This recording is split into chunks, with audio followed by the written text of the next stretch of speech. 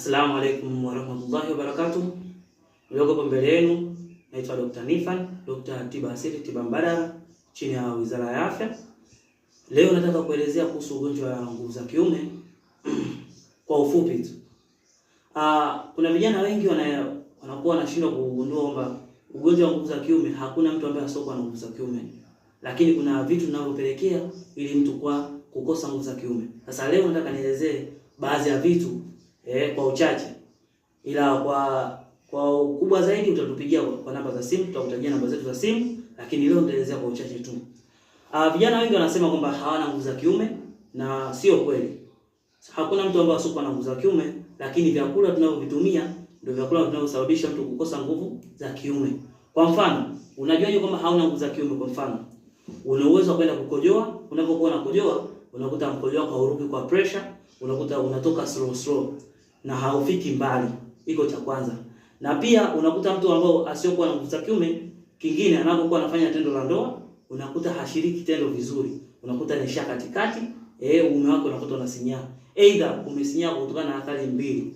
Kuna athari nyingine ya punyeto, masturbation au tena vyakula. Kwa mfano, tunazungumzia chakula ambavyo vyenye mafuta, kwa mfano chips zile, sawa? Ukala chips sana, unakuta mtu anakula chips asubuhi, mchana na jioni. Unakuta ile mirija yako inaziba. Mirija inapokuwa inaziba, unashindwa kushiriki tendo la ndoa kwa wakati. Kwa hiyo leo tutakupa bidhaa zetu ambazo zinaweza ukaepuka na ugonjwa wa nguvu za kiume. Tuna ya kwanza hii hapa inaitwa Ladha ya Ndoa. Ni bidhaa ambayo inatibu nguvu za kiume kwa haraka zaidi. Kwa mfano hii unaweza kuchukua vifuniko vitatu katia kwenye maji ya lita 1, ukatikisa, ukanywa asubuhi, mchana na jioni kwa siku mara 3. Ukishatumia, cha kwanza utakuja kuona unapokuwa unakojoa utatoka vitu kama udenda hivi. Sasa ule usishangae, unakuwa unasafisha mirija yako inakuwa strong. Sasa hapo ukishatumia ndani ya siku 5 unakuta utaanza kuona misuli yako inaimarika. Ukishakuta inaanza kuimarika, acha, usitumie tena. Maana yake ukizidi sana kutumia utaendelea kukua vizuri zaidi. Kwa hiyo tumia kwa labda mara 5 au mara 7 tu, usiongeze zaidi ya hapo. Kwa hiyo leo nataka nikupe faida ya dawa hii. Faida ya dawa hii kwanza inaimarisha misuli yako, sawa, na inasafisha mirija yako inakuwa sawa.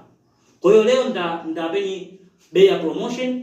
Kwa dawa hii utaipata kwa shilingi 15,000 tu. Wakati sisi tunauza kwa shilingi 25,000, lakini wateja wetu wa kwanza watapata dawa hii kwa shilingi 15,000 tu. Kwa namba zetu za simu utatupigia kwa namba 0783865572. Karibuni sana ofisini kwetu ujipatie bidhaa ya Ladha ya Ndoa.